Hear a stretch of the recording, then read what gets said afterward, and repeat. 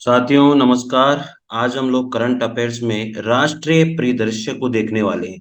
राष्ट्रीय परिदृश्य का मतलब है इंडिया का जो करंट अफेयर्स है जुलाई का, उसके अंदर भी हम लोग जो है चर्चित व्यक्तित्व को देखने वाले हैं। साथियों, कौन कौन से लोग जो है बहुत ज्यादा चर्चित रहे हैं जुलाई मंथ में, उनको हम लोग यहाँ पर देखने वाले हैं। साथियों, अगर आपने चैनल को पहली बार विजिट किया है तो जरूर निश्चित रूप से सब्सक्राइब कीजिए, लाइक कीजिए, शेयर कीजिए साथियों, और हमें मोटिवेट कीजिए। देखेगा चर्चित व्यक्तियों में भारत के सॉलिसिटर जनरल, जिन्हें लगातार दूसरे कार्यकाल के लिए 3 जुलाई 2023 को पुनः नियुक्त किया गया। तो भारत के जो सॉलिसिटर जनरल हैं वो तुषार मेहता है साहब, और इनको लगातार ये दूसरे कार्यकाल के लिए वापस से इनको ज्वाइन करवाया गया है साथियों। तो आप लोगों के लिए ये खबर बहुत अच्छी है। पहले तो आपको पता होना चाहिए सॉलिसिटर जनरल कौन है। भारत के तुषार मेहता है और ये इनका दूसरा कार्यकाल है। वरिष्ठ वकील और सॉलिसिटर जनरल तुषार मेहता अगले 3 वर्ष के नए कार्यकाल के लिए उनको पुनः नियुक्त किया गया है। सॉलिसिटर जनरल सुप्रीम कोर्ट में भारत सरकार का प्रथम विधि अधिकारी होता है।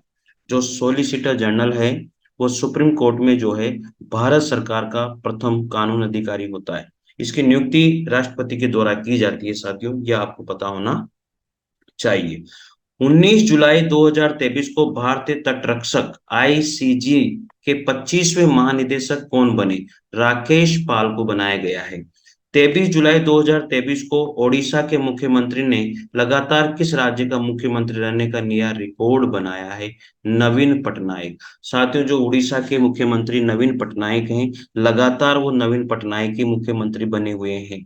76 वर्षीय ओडिशा के वर्तमान मुख्यमंत्री नवीन पटनायक ने किसी राज्य का मुख्यमंत्री रहते हुए सर्वाधिक दूसरे कार्यकाल का नया रिकॉर्ड बनाया है? नवीन पटनायक जो है लगातार मुख्यमंत्री पद पर कायम है। वे 5 बार ओडिशा के मुख्यमंत्री बने। बीजू जनता दल पार्टी के एक छत्र नेता हैं साथियों। तो ये अच्छी खबर है उनके लिए। आगे, राजस्थान के राज्यसभा सांसद जिन्हें जगदीश धनखड़ ने राज्यसभा के उपसभापति पैनल में शामिल किया है साथियों, वो राज्यसभा सांसद है घनश्याम तिवाड़ी। कौन है? घनश्याम तिवाड़ी। राज्यसभा सांसद जिन्हें जगदीश धनखड़ ने, जो राज्यसभा सांसद है जगदीश धनखड़ ने राज्यसभा के उपसभापति पैनल में शामिल किया है, वो है घनश्याम तिवाड़ी साथियों। सभा राज्यसभा के सभापति जगदीश धनखड़ ने 4 महिला सांसदों को उपसभापति पैनल में शामिल किया है। ये हैं PT Usha, yes Phangnon कोनयांग, doctor Fauzia Khan और सुलता देव। मानसून सत्र से पहले पुनर्गठित पैनल में कुल 8 नाम शामिल हैं। V Vijay Sai Reddy, Ghanshyam Tiwari, doctor L Hanumanthaiah और सुकेंदु शेखर रे को भी उपसभापति पैनल में शामिल किया गया है।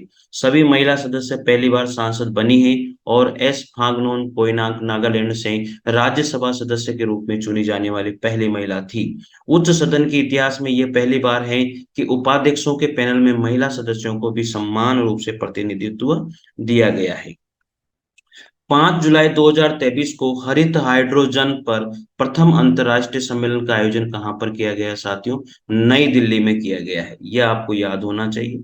भारत ने कॉप 21 के लक्ष्य निर्धारित समय में 9 वर्ष पहले हासिल कर लिए थे। भारत के बाहर पहला आईआईटी परिसर कहाँ बनेगा? जांजीबार तंजानिया में। जांजीबार तंजानिया में भारत के बाहर भी अब आईआईटी बनने जा रहा है, और वो है जांजीबार तंजानिया के अंदर। दूसरा कैंपस यूएसए में दिल्ली आईआईटी का कैंपस बनेगा साथियों। आगे पढ़ते हैं। भारत के पहले स्वदेशी रूप से विकसित परमाणु ऊर्जा रिएक्टर जिसने वाणिज्यिक संचालन शुरू कर दिया है।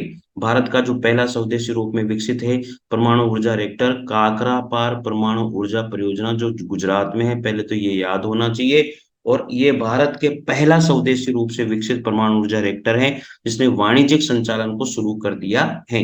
ये काकरापार परमाणु ऊर्जा रिएक्टर गुजरात में है। इसकी क्षमता 700 मेगावाट की है साथियों, आपको पता होना चाहिए। राउत भाटा राजस्थान में पड़ता है। RAPS 7 और 8 इकाइयां हैं। गोरखपुर हरियाणा 1 और 2 संयंत्रों का निर्माण यहाँ पर चल रहा है। तीसरा विश्व हिंदू सम्मेलन नवंबर 2023 को कहाँ आयोजित होने वाला है? बैंकॉक थाईलैंड में आयोजित होने वाला है साथियों। स्वामी विवेकानंद इसके ट्रस्टी हैं। ठीक है। 17 जुलाई 2023 को नीति आयोग के द्वारा जारी की गई निर्यात निर्यात तैयारी सूचकांक 2022 शीर्ष तमिलनाडु। क्या है? तमिलनाडु। निर्यात तैयारी सूचकांक 2022 नीति आयोग ने जारी किया है। प्रथम चार राज्य इसमें तमिलनाडु, महाराष्ट्र, कर्नाटक और गुजरात रहे हैं। ठीक है, तो ये खबर आप लोगों को पढ़नी चाहिए। राजस्थान का मैदानी राज्यों में छठवां स्थान रहा है। नीति आयोग के जो सीईओ है बीवीआर सुब्रमण्यम है साथियों, BVR Subrahmanyam. Global Fire Power की सैन्य ताकत सूची 2023 के अनुसार भारतीय सेना दुनिया की कौन से क्रमांक की सेना बन गई है? चौथे स्थान की सेना हमारी भारतीय सेना यहाँ पर बन गई है साथियों। 18 जुलाई 2023 को प्रधानमंत्री नरेंद्र मोदी ने कहा, कहां पर? वीर सावरकर के उत्तरी हवाई अड्डे के एकीकृत टर्मिनल भवन का उद्घाटन किया? पोर्ट ब्लेयर में। ठीक है, आगे पढ़ते हैं। भारत के किस शहर में दुनिया की सबसे बड़ी ऑफिस बिल्डिंग के रूप में नामित है? डायमंड एक्सचेंज सूरतगढ़ गुजरात में साथियों।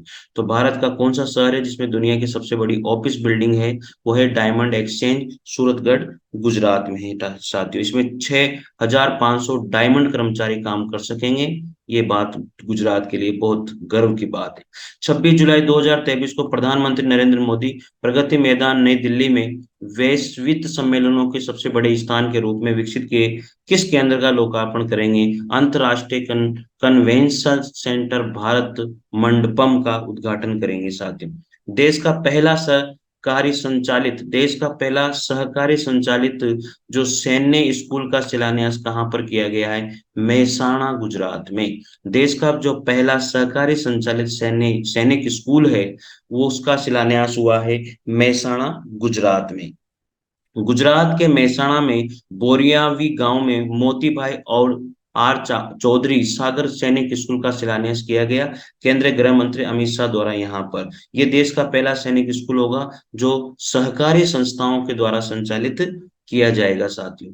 1 जुलाई 2023 को प्रधानमंत्री नरेंद्र मोदी ने मध्य प्रदेश के शहडोल से राष्ट्रीय सिकल सेल एनीमिया उन्मूलन मिशन को लॉन्च किया। इस मिशन के तहत किस वर्ष तक देश से इस बीमारी का उन्मूलन का लक्ष्य रखा गया है? 2047 तक इसको हम लोग हटा देंगे।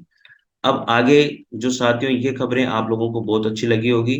इस तरह से खबरों को पढ़ने के लिए, खबरों को जानने के लिए आप लोगों को तैयार रहना चाहिए ताकि आगे भी आप लोग इस तरह की तैयारी कर सको साथियों।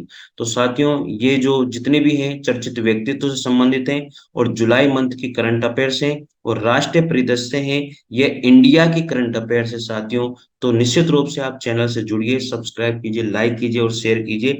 इस तरह से मैं पूरी की पूरी क्रोनोलॉजी आप लोगों को यहाँ पर मुमल और आप लोगों को यहाँ पर साथियों जो है प्रतियोगिता दर्पण आती है उन सभी का करंट अफेयर्स यहाँ पर मैं करवाता हूँ। तो मिलते हैं साथियों अगले वीडियो के साथ। तब तक के लिए जय हिंद, जय भारत, थैंक यू।